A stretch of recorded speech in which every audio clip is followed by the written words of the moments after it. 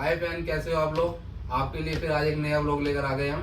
आज लेकर आए जिससे रिलेटेड जिसकी गाड़ी हम जब गाड़ी परचेज करते हैं उसको जब लोन कराना होता है, लोन के लिए क्या क्या डॉक्यूमेंट चाहिए होते हैं और क्या क्या चीजें होती हैं, प्रॉपर तरीके से आपको आज कंफर्म करेंगे। आज आप उसी दुकान पे आए दोबारा से जिसपे आपको लास्ट टाइम हमने वीडियो दिखाई थी वेन्यू की। आज भैया दीपक भैया से दोबारा बात करते हैं और कंफर्म करते हैं क्या क्या डॉक्यूमेंट चाहिए और क्या क्या करना होता है उसके अंदर। आपको आओ मैं आपसे मिलवाता हूँ। और क्या दीपक भैया? बढ़िया भैया, आप बताइए। आपको लास्ट टाइम मैंने वीडियो दिखाई थी, बहुत अच्छी गई वीडियो, मेरे यूट्यूब और फैमिली को बहुत अच्छी लगी। नहीं। आज मैं स्पेशल इसलिए आया हूँ क्योंकि मेरे को ना बहुत सारे कमेंट्स आ रहे थे कि कहते हैं कि लोन जब लेते हैं तो लोन के लिए डॉक्यूमेंट क्या क्या चाहिए होते हैं और क्या सब कुछ मतलब कंफर्म करते हैं कि क्या क्या चाहिए होता है प्रॉपर उसके अंदर। भैया देखो, लोन पे सबसे पहले तो डिपेंड करता है आपका सिविल स्कोर। ओके। उसमें ये देखा जाता है कि सामने वाले का स्कोर कार्ड क्या बोलता है। लोन के लिए तो नॉर्मल पेपर्स होते हैं, कोई डॉक्यूमेंटेशन कोई बहुत हाई नहीं रहती है, सिंपल होते हैं। बट उसमें मेन पहले हम लोग सिविल चेक कराते हैं कि अगर आपका सिविल स्कोर ऐसा नहीं कि 750 ही, क्योंकि एक लोन के लिए नॉर्मली 750 चाहिए होता है, लेकिन ऐसा नहीं होता क्योंकि आजकल बड़े सारे ऑप्शन है। सिर्फ बैंक नहीं है, NBFC है, तो काफी सारे वो 650 भी कंसीडर कर देते हैं, 700 भी कर देते हैं, 750। लेकिन वो क्या डिपेंड करता है कि उनका जो सिविल स्कोर है वो किस कैटेगरी के अंदर आता है हम लोन कराने के लिए। बाकी नॉर्मल डॉक्यूमेंट्स होते हैं भैया, जैसे अगर कोई सैलरी पर्सन है और सैलरी अकाउंट में आ रही है तो हमें 3 महीने की नॉर्मली जैसे सैलरी स्लिप चाहिए होती है, 6 महीने की स्टेटमेंट चाहिए होती है, पैन कार्ड, आधार कार्ड, घर अपना है तो एक इलेक्ट्रिसिटी बिल की कॉपी चाहिए होती है।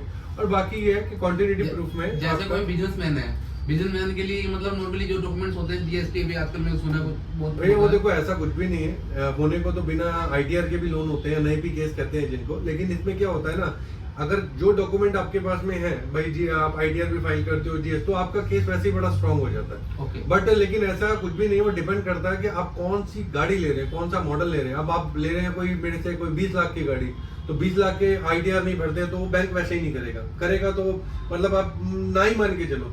लेकिन अगर आप ले रहे हैं, मान लीजिए i10 ले रहे हैं या कोई स्विफ्ट ले रहे हैं, बलिनो ले रहे हैं, तो बिना ITR के भी काम हो जाता है। अगर आपका, तभी मैं बोल रहा हूँ भैया, आपका सिविल स्कोर पर बहुत डिपेंड करता है। और जैसे किसी बंदे की सैलरी, जैसे सैलरी आती है, सैलरी अकाउंट के अंदर आती है, वो 30,000 हो गई या जिसकी 25,000 है, उसका भी लोन नॉर्मली आप हो सकता है या फिर कोई प्रॉब्लम नहीं आती है। अगर आपकी सैलरी 25 है, आपकी 30 है और बेसिकली आपका कोई भी सिविल खराब नहीं है, सब कुछ है, तो भी आपको 90% लोन आराम से हो जाता है।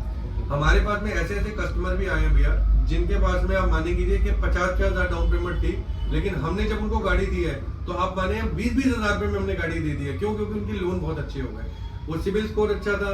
बाकी मेन चीज है, कोई ट्रैक भी नहीं होगा ना, तब भी नहीं है कि कोई ट्रैक है तो भी आपका, अगर कोई पहले लोन लिया है, वो आपकी प्रोफाइल को स्ट्रॉन्ग करते हैं। बट लेकिन छोटे अमाउंट की गाड़ियां जो होती है उसके लिए इतना नॉर्मली जो ना बैंक होते हैं, कौन से बैंक से आप नॉर्मली? भैया देखो, बैंक से मैं आपको बताता हूँ, बैंक सिर्फ उन्हीं को लोन करता है जिनके सिविल स्कोर अच्छे होते हैं। अब मान लीजिए आपका 750 सिविल है, ट्रैक रिकॉर्ड आपका, ट्रैक अगर कोई लोन लिया हुआ ठीक है, नहीं हुआ तो बैंक आपको मिनट से पहले करके दे देगा। बैंक है कि ICICI बैंक है, HDFC बैंक है, कोटक महिंद्रा है, ये तो बैंक्स का जो होता है ना। लेकिन आजकल के टाइम में ज्यादातर जो लोन कर रहे हैं ना, वो बेसिकली कर रहे हैं NBFC।